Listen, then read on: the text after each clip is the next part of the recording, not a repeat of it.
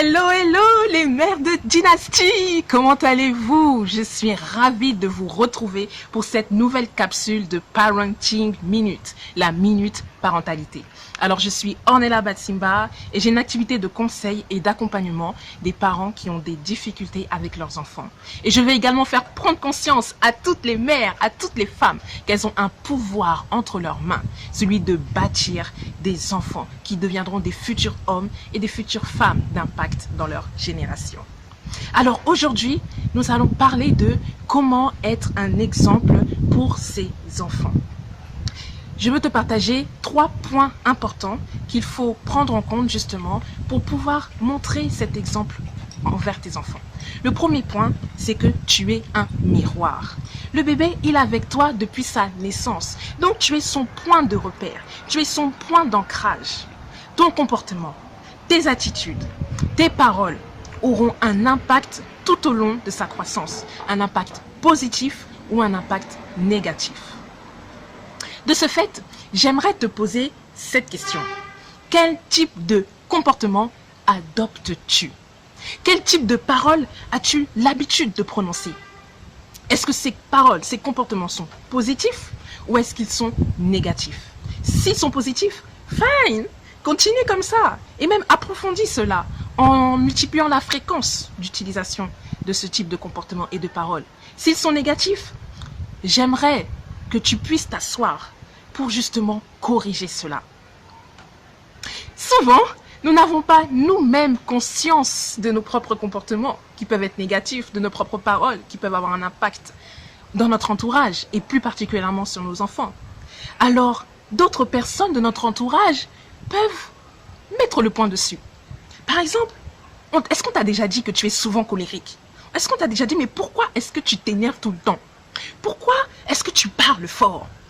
Pourquoi est-ce que tu es si impatiente? Pourquoi est-ce que tu as ce caractère quand on te répond de telle manière? Parce que nos enfants nous copient. Donc réfléchis. Peut-être que pendant que je suis en train de te parler, il y a des choses qui remontent à la surface. Tu te rappelles d'une remarque qu'on a pu te faire par rapport à ça.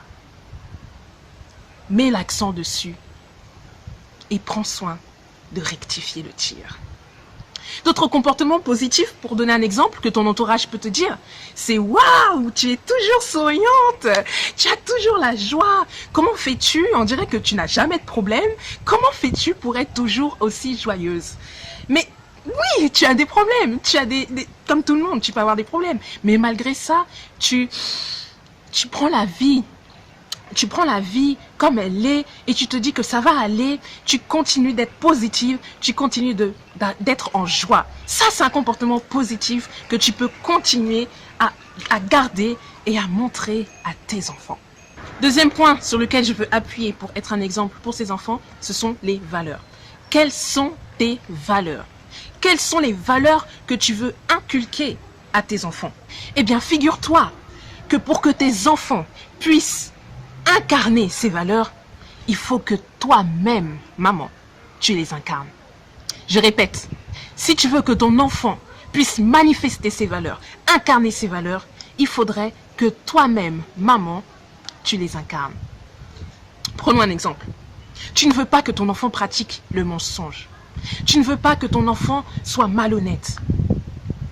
Assure-toi bien, toi-même, de ne pas pratiquer le mensonge. Assure-toi bien, toi-même, d'être honnête dans tes actions et dans tes prises de position, dans tes paroles. Pourquoi? Parce que des fois, on a des réflexes comme ça, en présence de l'enfant. Et on ne se rend pas compte que ce que nous voulons, ce que nous disons, ce que nous voulons, c'est exactement le contraire de ce que nous faisons nous-mêmes. Je prends un exemple très concret qui devrait parler, je pense, à pas mal de femmes. Lorsque j'étais petite, un jour, le téléphone sonne à la maison. C'était une tantine qui appelait et qui souhaitait parler à ma maman. Ma maman se rend compte de la personne dont il s'agit et elle me dit « Non, je suis pas là. Dis-lui, je suis pas là. » Et moi, je comprenais pas. Je dis, mais pourtant, mes parents nous ont enseigné que de vivre dans la vérité, de ne pas dire de mensonges. Mais là, concrètement, elle voulait mentir. Et donc c'est un exemple qui peut être banal, mais qui est significatif de la différence entre les valeurs que nous voulons inculquer et les valeurs que nous représentons. Troisième point d'attention que je voudrais partager, c'est de faire attention à l'entourage autour de l'enfant. Parce que au fur et à mesure que l'enfant va grandir, où l'enfant va s'épanouir, l'enfant va découvrir d'autres environnements, de plus en plus lorsqu'il prendra de l'âge. Et là, tu ne seras plus forcément son point d'ancrage.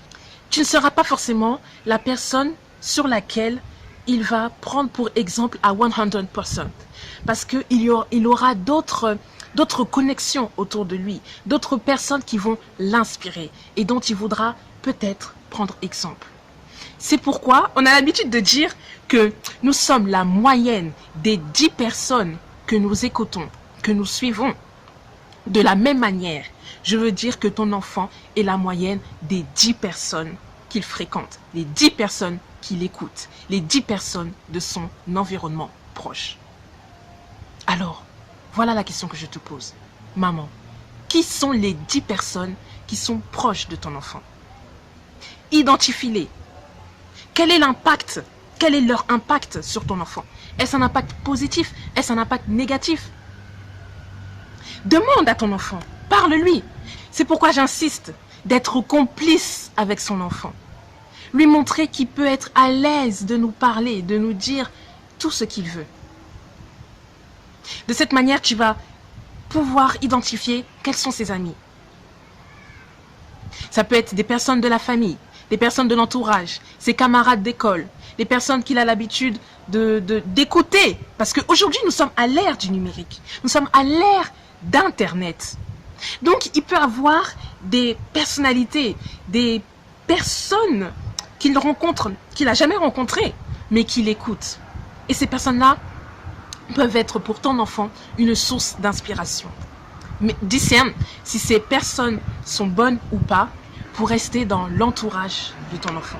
Voilà ce que je voulais partager avec toi. J'espère que cette vidéo a pu t'aider, t'orienter par rapport à la question d'être un exemple pour son enfant.